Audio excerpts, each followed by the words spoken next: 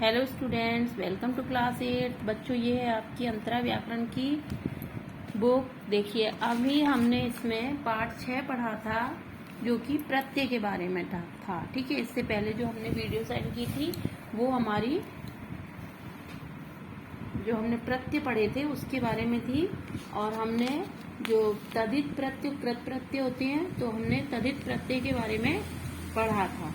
ठीक है, तदित प्रत्यय के जो 8 रूप थे, मुख्य रूप से जो 8 प्रकार के होते हैं तदित प्रत्यय हमने उनके बारे में पढ़ा था और समझा था। अब हम पढ़ेंगे कृत प्रत्यय के बारे में। ठीक है, और इसको समझेंगे। चलिए, कृत प्रत्यय जो प्रतिक्रिया के धातु रूप में जुड़कर नए शब्दों का निर्माण करते हैं, वे कृत प्रत्यय कहलाते हैं। कृत प्रत्ययों के भेद। कृत प्रत्यय मुख्य रूप से 5 प्रकार के होते हैं। ठीक है, कर्तवाचक कृत प्रत्यय, कर्मवाचक कृत प्रत्यय, कर्णवाचक कृत प्रत्यय, भाववाचक कृत प्रत्यय, क्रियावाचक कृत प्रत्यय। अब हम कर्तवाचक कृत प्रत्यय के बारे में पढ़ेंगे। जिस कृत प्रत्यय के प्रयोग से कर्ता का बोध हो उसे कर्तवाचक कृत प्रत्यय कहते हैं। जैसे अब ये देखिए, हमारे पास है शब्द झगड़ और हमने इसमें आलू प्रत्यय लगाया, तो क्या हो गया? झगड़ालू। ठीक है, अब इससे हमें क्या हो रहा है? कर्ता का बोध हो रहा है। ठीक है, ये जो हमारा नया शब्द बना है वो क्या बना है? झगड़ालू।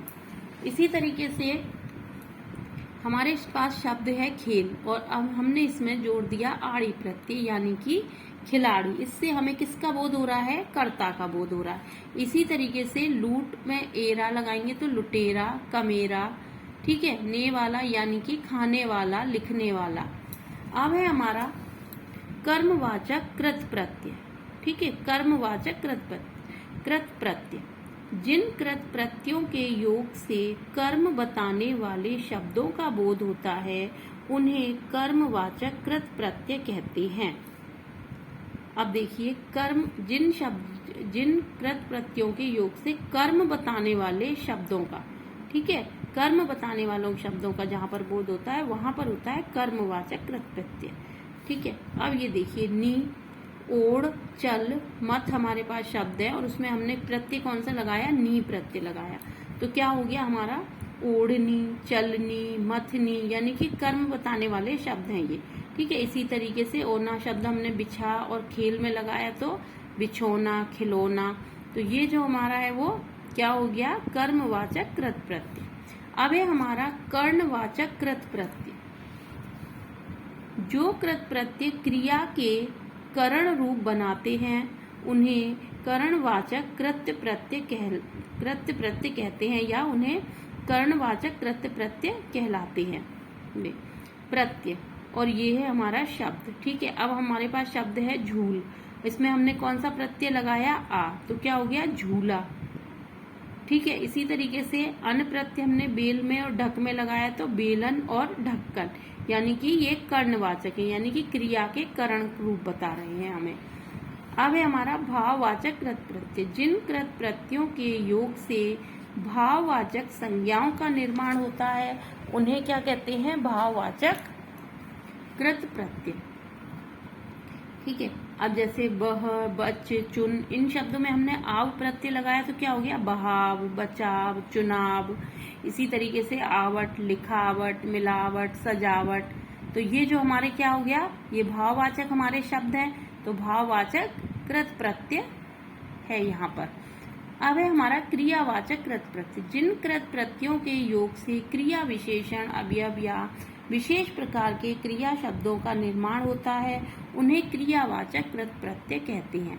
अब ये देखिए, चल, पी, लिख, देख, ये क्रिया शब्द हैं, लेकिन इसमें एक विशेष प्रकार का क्रिया शब्द बन जाएगा। जैसे कि हमने ता प्रत्यय लगाया तो चलता, पीता, लिखता, देखता। ठीक है, इसी तरीके से ता हुआ, इसमें भी हमने इन्हीं शब्दों में अगर लगाया तो चलता हुआ, पीता हुआ, लिखता हुआ, देखता हुआ। ठीक है, फिर ते ही, खाते ही, पीते ही, देखते ही। ठीक है, तो ये क्या हुआ? नए प्रकार के क्रिया शब्दों का निर्माण करते हैं, वहां पर होते हैं क्रियावाचक कृत प्रत्यय। तो ये हमारे जो कृत प्रत्यय थे, 5 प्रकार के जो कृत प्रत्यय थे उसके बारे में हमने समझा। अब देखिए विषय, कभी कभी उपसर्ग तथा प्रत्यय का एक साथ प्रयोग होता है। ठीक है, कोई कोई एक कुछ शब्द ऐसे होते हैं जिसमें उपसर्ग भी आता है और प्रत्यय भी आता है। अब जैसे बेकारी शब्द है, ठीक है, तो इसमें क्या हो गया, हमारा जो मूल शब्द है वो क्या हो गया, कार।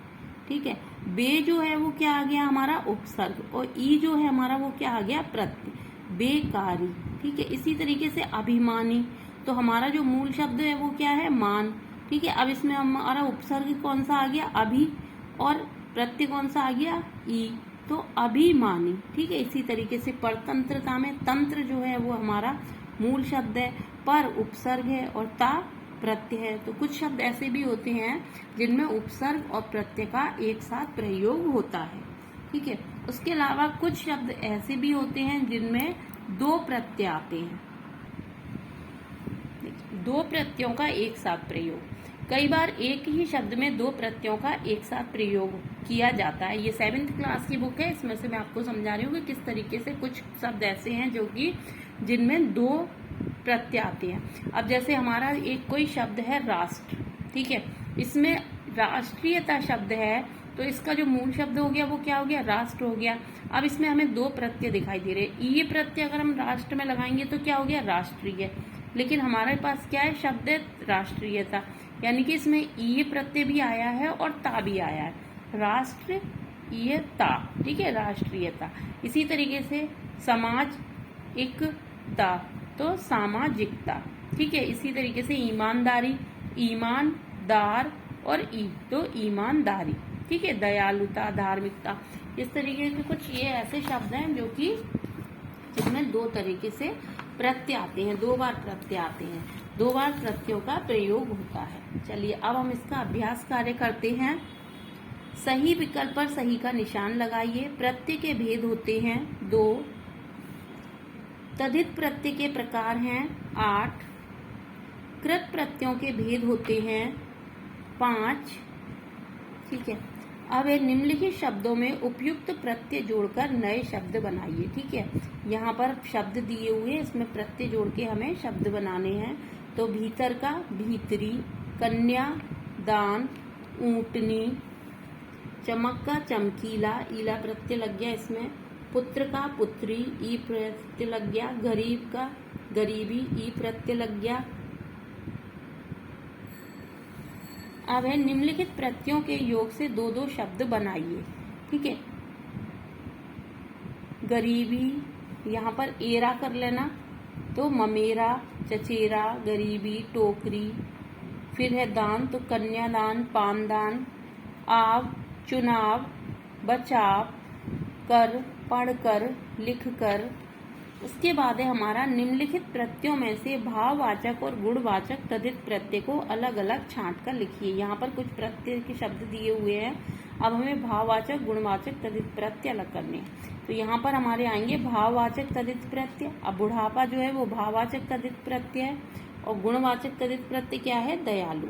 इसी तरीके से हमारे मिठास, चालाकी, पुजापा, ये भाववाचक तद्धित प्रत्यय हैं, और औद्योगिक, हर्षित, बलवती, ये गुणवाचक तद्धित प्रत्यय है।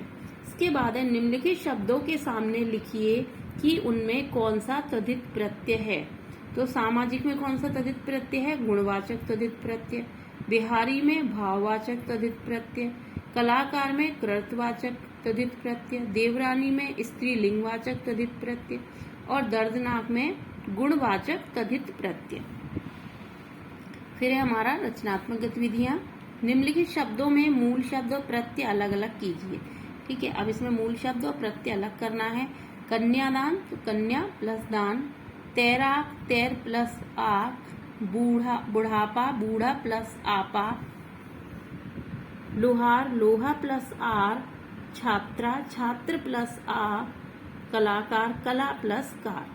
तो ये हो गया हमारा प्रत्यय चैप्टर कंप्लीट। 6 चैप्टर हमारा जो है वो कंप्लीट हो गया। अब जो इसका बुक नोटबुक का वर्क है वो हम नेक्स्ट वीडियो में करेंगे। तब तक के लिए बच्चों आपको ये चैप्टर एक बार फिर से इसकी रीडिंग करनी है और इसको समझना है, याद करना है। ओके।